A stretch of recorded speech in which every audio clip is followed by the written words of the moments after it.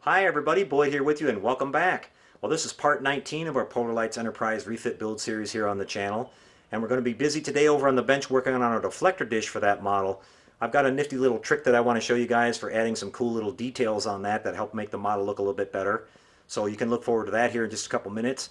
I wanted to really quickly show you what we've got going on our bench here. Things are getting really busy around here, guys. You can see that we've got several model kits going at once. And I'm happy to announce that I've got a new helper here working with me in the shop. His name is Jeremy, and you guys will be introduced to him fairly quickly here. And with Jeremy's help, we're cranking things up here and getting things moving along a lot faster. This will help me a lot with getting these kits finished in a lot quicker time, especially these kits for the clients that I'm working on. You can see here that we've got another Enterprise 350 scale refit build coming along. And Jeremy started on this today. He worked on removing all the material. I had to show him a little bit of basics here to what to do to start with, but he's picking it up very well. And he's working around the edge here, getting all this grinded down so we can add our lighting and everything into that. Did a great job on that.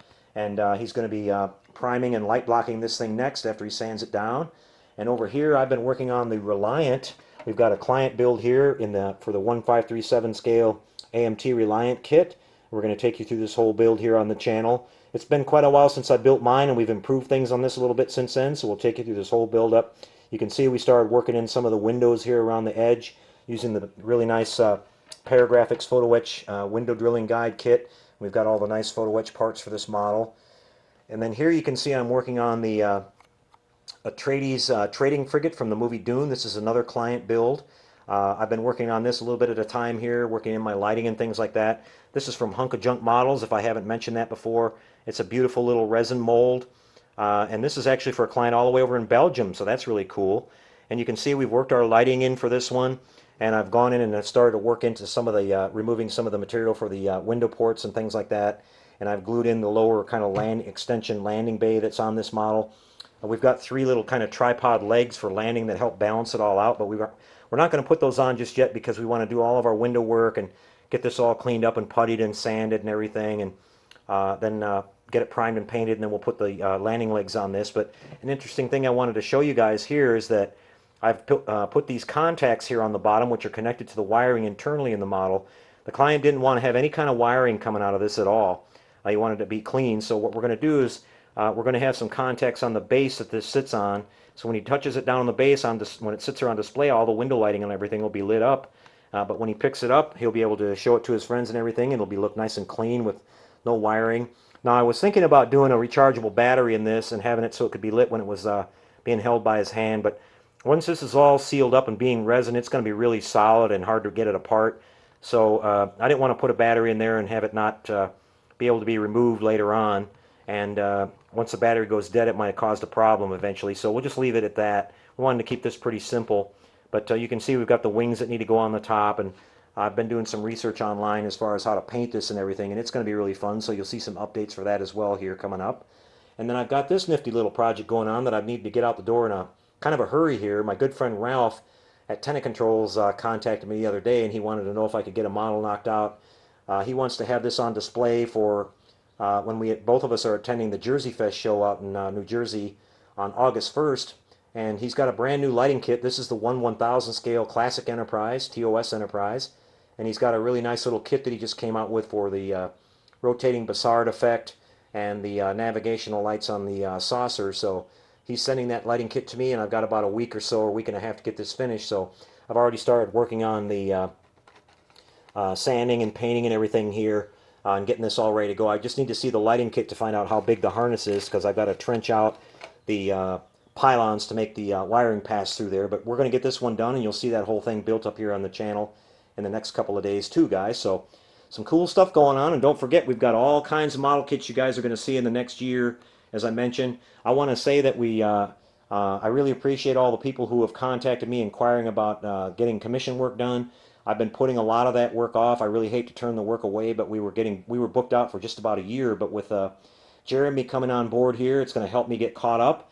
And so you guys can look forward to hearing from me again really soon about moving you up on the schedule here and getting your builds finished for you and out the door. So we're going to really start moving things up here. And again, I mentioned before, we're going to be moving into a shop this fall that's all set up for modeling too, guys. So things are going to really start hopping on the channel here, and I'm really excited about the direction things are going here at TrekWorks. So, and again, I look forward to hopefully seeing a lot of the people that we talk to all the time out at Jersey Fest. That'd be really great to see you guys out there. Again, that's August 1st through the 3rd, and I'm going to be doing some speaking and doing a little instructional thing out there with painting and assembling Starship models, so I'm really looking forward to that. Okay, guys, we're going to come back in just a second. I'm going to set up the camera on the tripod, and we'll get to work on that deflector dish detail we were talking about. See you for that in just a couple seconds, everyone. Be right back.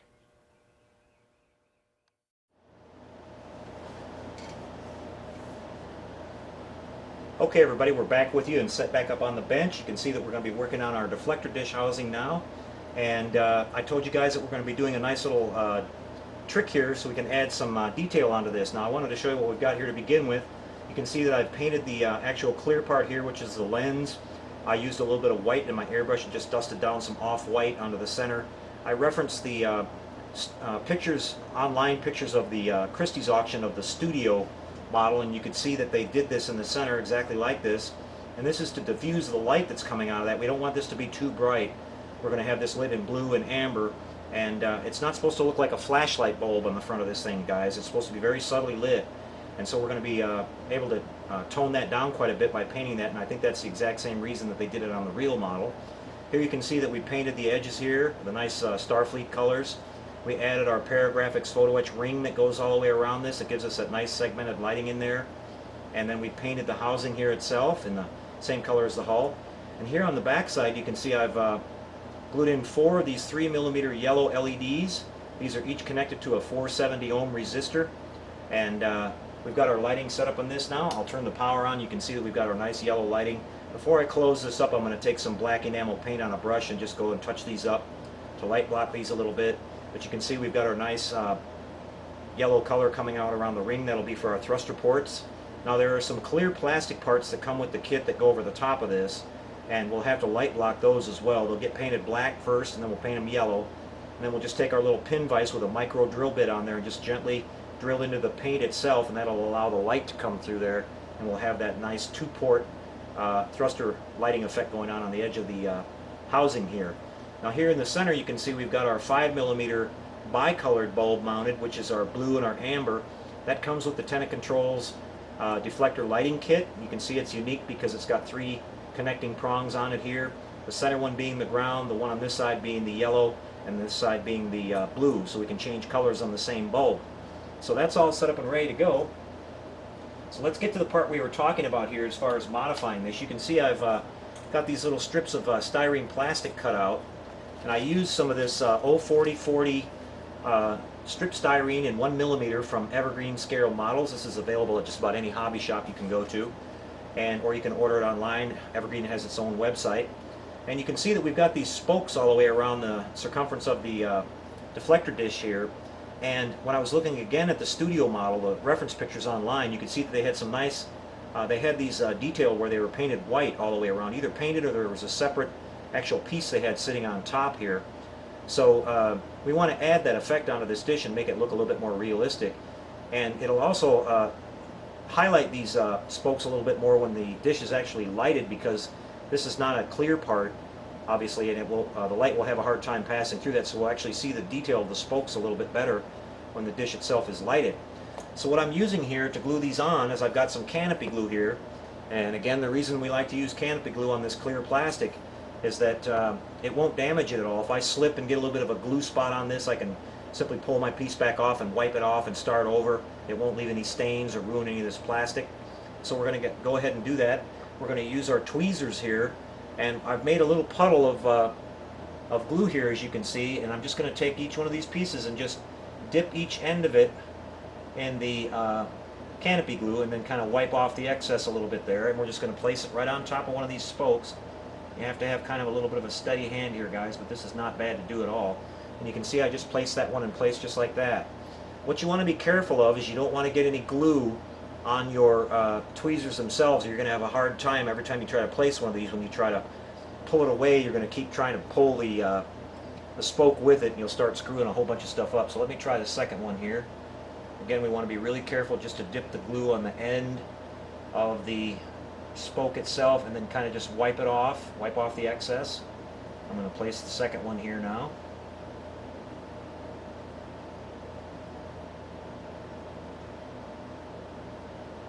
And you just kind of want to line this up and go around in order here like this, guys. And we'll just keep repeating this process over and over. Let me grab another one here. Make sure I get enough glue on the tip. And wipe it off real gentle. And this is going to come out really nice, guys. You'll see in the end here how nice this is going to look. And I'm able to just kind of maneuver it around a little bit. Okay, you can see that's how that's working. Let me go ahead and hold this up to the camera here a little bit closer for you so you can see that. That's going to look really great, guys. So what I'm going to do is I'm going to keep working on this and get all the way around on that, and we'll come back and show you the finished product here at the end. It'd be really tedious to show you the whole thing. It'll take about 20 or 30 minutes, guys, just doing the same thing. So we'll be right back and show you the result here.